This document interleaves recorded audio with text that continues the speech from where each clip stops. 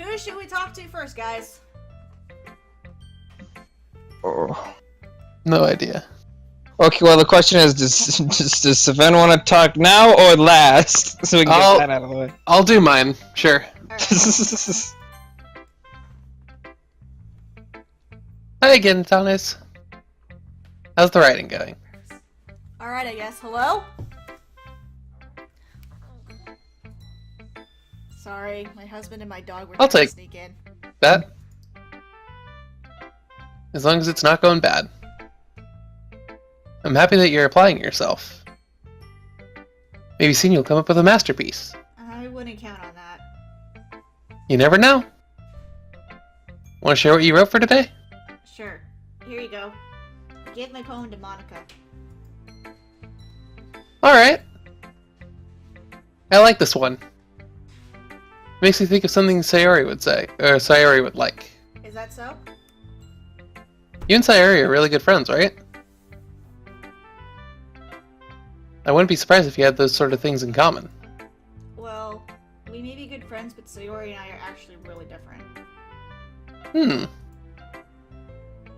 That may be the case. But maybe there are also some similarities that you wouldn't expect. The way she talks about you. It sounds like the two of you really care about each other's well-being. Even if you show it in different ways, it ends up being more similar than you'd think.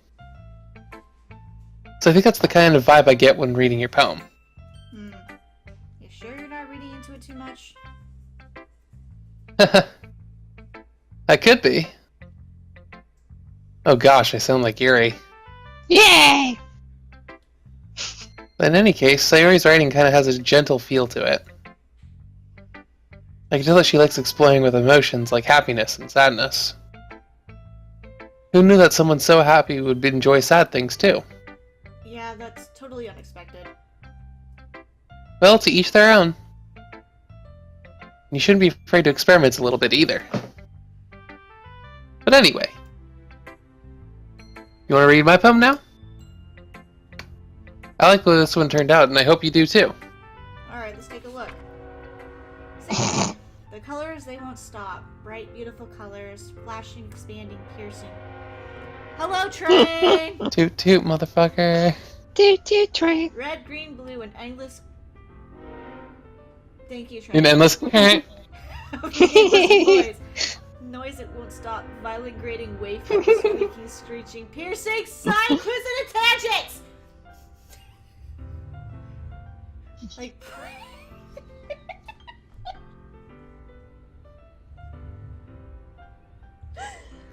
It's a train! Playing a chalkboard on a turntable. Like playing a vinyl on a pizza crust. An endless poem of meaningless. Load me. What? Load you? It's even more abstract than your last one, huh? Uh-huh. It's just the way I write.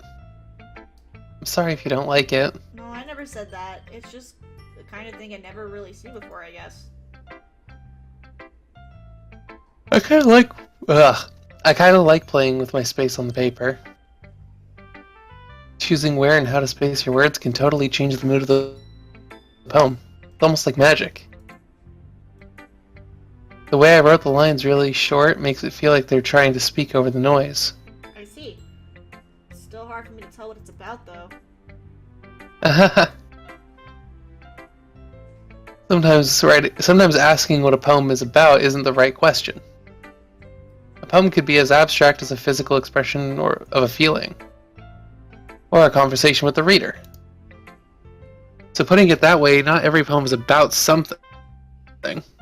Anyway, here's Monica's writing tip of the day. Sometimes you'll find yourself facing a difficult decision. When that happens, don't forget to save your game. Motherfucker! Yeah! You never know when you might change your mind. Or when something unexpected may happen. Yeah! They're breaking the fourth wall! Wait, is this tip about even writing? What am I even talking about? Oh my god. Yay! That's my advice for today. Is that her way of saying save now, damn it? Yeah.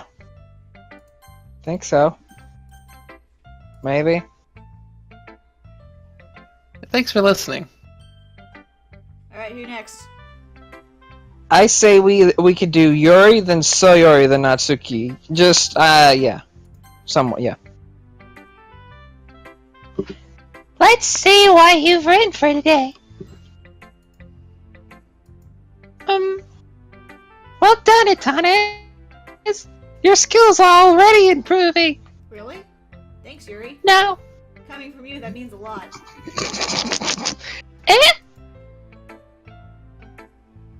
it's nothing. I'm just happy to help inspire fellow writers. I know you're new to this, so don't worry so much if it seems like you can't get your poem to feel perfect. You don't need to be afraid to be a little more daring. Metaphors can go a long way.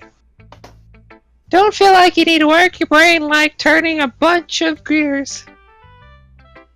Try letting your mind wander through your feelings. And write down the things you see and hear. That's one way to truly enable your reader to see into your mind. It's a very intimate exercise. Ooh. I see. That is certainly Yeah. an interesting technique. Thanks for sharing. I have, well, an example of that if you'd like to hear it, Daddy. Leave. Just leave. My daddy! Just leave. I'm gonna tell on you. I'm gonna tell Dude. No. Yeah. Is this the poem you wrote for today? Yuri nods and timidly hands me her poem. Yes, Daddy. Get out! Holy shit, Scarecrow! This is why we can't take games seriously!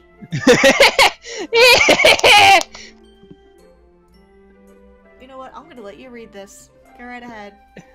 Oh gosh, cursive. The raccoon! It happened in the dead of the night! Okay. It happened in the dead of night while I was okay, what? I was slicing bread for a guilty snack. My attention was caught by the scuttering of a raccoon outside my window. That was, I believe, the first time I noticed my strange tendencies as... what's the word? As are mandatory? And blah, blah, blah. Unordinary. I don't... I can't read cursive. Your turn. Giving raccoon a piece of bread, my subconscious well aware of the consequences. Well aware that a raccoon that is fed will always come back for more. The enticing beauty of my cutting knife was the symptom. The bread, my hungry curiosity, the raccoon an urge. The moon increments its phase and reflects that much more light off of my cutting knife. The very same light that glistens in the eyes of my raccoon friend. I slice the bread fresh and soft. The raccoon becomes excited. Or perhaps I'm merely projecting my emotions onto the newly satisfied animal. The raccoon has taken to following me. You could say that we've gotten quite used to each other. The raccoon becomes hungry more and more frequently, and so my bread is always handy. Every time I brandish my cutting knife, the raccoon shows me its excitement. A rush of blood, classic Pavlovian conditioning. I slice the bread, and I feed myself again. Ew.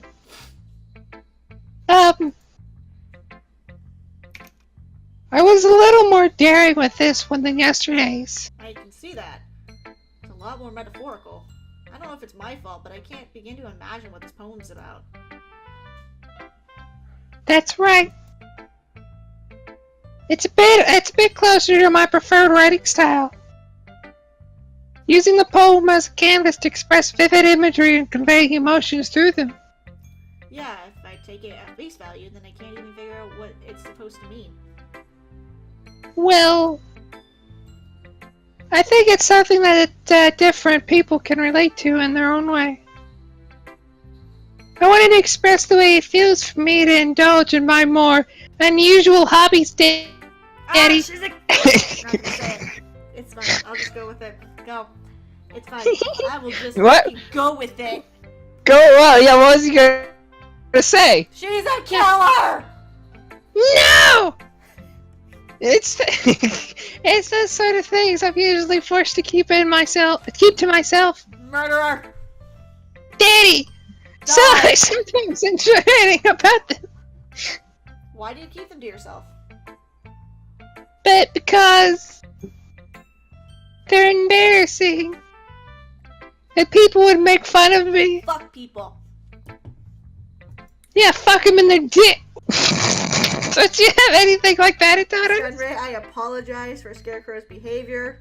It's fine. Oh my god. I'm gonna slap you like so hard, dude. Oh my god. Well, I guess No. I feel like everyone has a little something like that. The best we can do is respect each other and our individual, yeah. English! Daddy, no!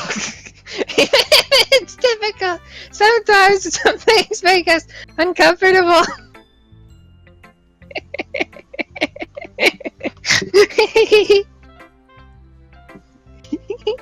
Click. Hang on.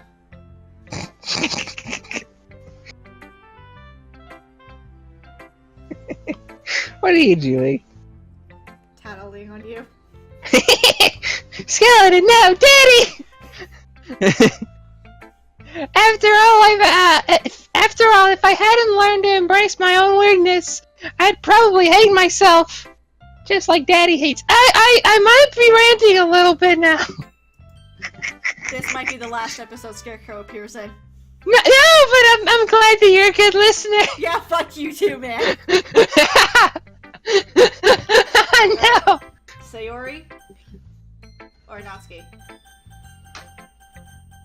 Sorry. Oh my goodness! This is so good! Huh? I love it! Especially after yesterday's poem.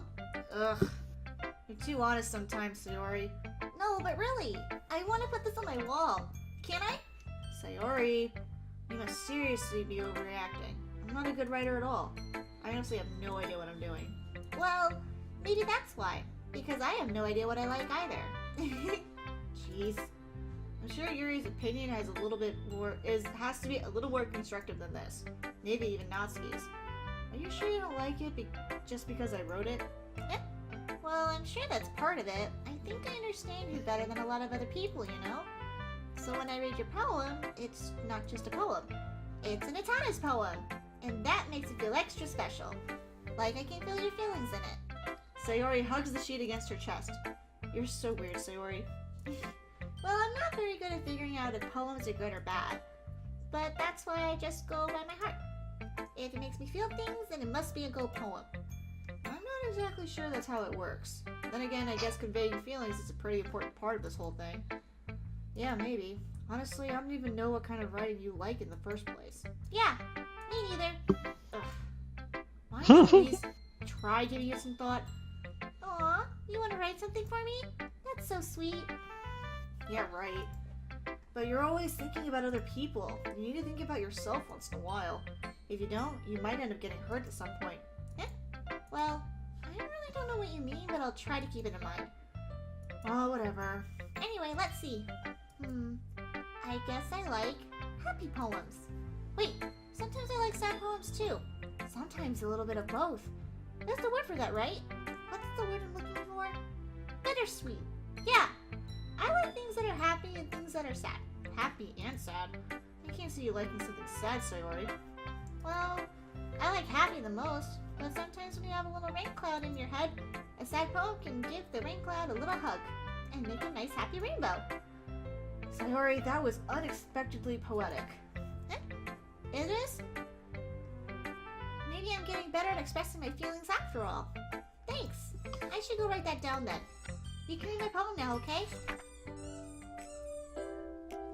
Holy shit. Squeak, squeak. No, just the length of the poem that she wrote, man. Both. I pop off my scalp like the lid of a cookie jar. It's the secret place where I keep all my dreams. Little balls of sunshine all rubbing together like a bundle of kittens. I reach inside with my thumb and forefinger and pluck one out. It's warm and tingly, but there's no time to waste. I put it in a bottle to keep it safe. And I put the bottle on the shelf with all the other bottles. Happy thoughts, happy thoughts, happy thoughts in a bottle, all in a row. My collection makes me lots of friends. Each bottle is starlight to make amends. Sometimes my friend feels a certain way. Down comes a bottle to save the day. Night after night, more dreams. Friend after friend, more bottles. Deeper and deeper my fingers go. Like exploring a dark cave, discovering the secrets hiding in the nooks and crannies. Digging and digging, scraping and scraping. I blow dust off my bottle caps. It doesn't feel like time elapsed. My empty shelf could use some more. My friends look through my locked front door. Finally all done. I open up and in come my friends. In they come in such a hurry. Do they want my bottles that much? I frantically pull them from the shelf, one after the other, holding them out to each and every friend, each and every bottle. But every time I let go, it shatters against a tile between my feet. Happy thoughts, happy thoughts, happy thoughts in shards all over the floor. They were supposed to be for my friends who aren't smiling. They're all shouting, pleading something. But all I hear is echo, echo, echo, echo, echo inside my head. Does this All I hear sound is like a fucking squeak, hug? squeak, Oh my god. Squeak, squeak.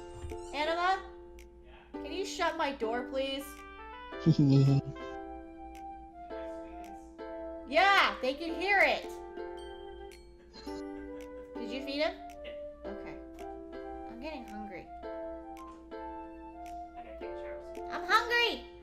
Hungry! You're not Sayori. I'm always hungry. Holy crap. Huh. Sayori, did you really write this? Of course I did. Didn't I tell you yesterday I was gonna write the best poem ever? Yeah, but I mean, I didn't expect something like this coming from you. Monica taught me a whole lot, and I've been really in touch with my feelings recently. I see that. Ew. It's almost kind of creepy. Creepy? Well, not exactly. Maybe because I'm so used to you being cheerful. Well, never mind. I'm thinking too hard about it. The point is, it came out good, so you should be proud of it. Aw, thanks. I feel like I was meant to express myself this way. It even helps me understand my own feelings a little bit better. Writing is like magic. You've gotten pretty passionate about this, huh? I hope you keep it up. Yeah, writing's the best. I'm gonna keep writing until I die. Don't get ahead of yourself. Sayori always had a habit of getting obsessed with something before dropping it no more than a week later. I wonder if this is one of those times. But seeing the passion in her eyes makes it hard for me to be pessimistic. Oh my god. Yeah. Him. Well, it's not terrible. But it's pretty disappointing after your last one. Then again, if this one was as good as your last one, I'd be completely pissed. Well, I guess I wanted to try something a little different this time. Fair enough. You're still new to this, so I wouldn't expect you to find your style right away. Come to think of it, this kind of reminds me of Sayori's poems from yesterday. Huh? You think so? Yeah, well, I guess if you've been friends with her for so long, you might be on the same wavelength. But you never really struck me as her type. Sayori has a type all of a sudden? Well, I don't know, but honestly, how could someone so, fluffy spend so much time with someone like you? It's like she's dragging around a dead weight. That was a little unnecessary. But think of it this way. If it weren't for me, she would probably just fly away like letting go of a balloon. You could say we take care of each other in our own way. Whatever it is, I just don't get it. Oh yeah, I guess I'm supposed to show you my poem, not just bitch. Here. Amy likes spiders. You know what I heard about Amy? Amy likes spiders. Icky, wriggly, hairy, ugly spiders. That's why I'm not friends with her. Amy has a cute singing voice. I heard her singing my favorite love song. Every time she sang the chorus, my heart would pound to the rhythm of the words. But she likes spiders. That's why I'm not friends with her. One time, I hurt my leg really bad. Amy helped me up and took me to the nurse. I try not to let her touch me. She likes spiders, so her hands are probably gross. That's why I'm not friends with her. Amy has a lot of friends. I always see her talking to people. She probably talks about spiders. What if her friends start to like spiders too? That's why I'm not friends with her. It doesn't matter if she has other hobbies. It doesn't matter if she keeps it private. It doesn't matter if it hurts anyone. It's gross. She's gross. The world is better off without spider lovers, and I'm gonna tell everyone. Wow. Very fucking violent all of a sudden. Sound violent. It just sounds hate. Not bad, right? A bit longer than yesterday's. Yesterday's was way too short. I was just warming up. I hope you didn't think that was the best I could do. No, of course not. Anyway, the message is pretty straightforward in this poem. I doubt I have to explain it.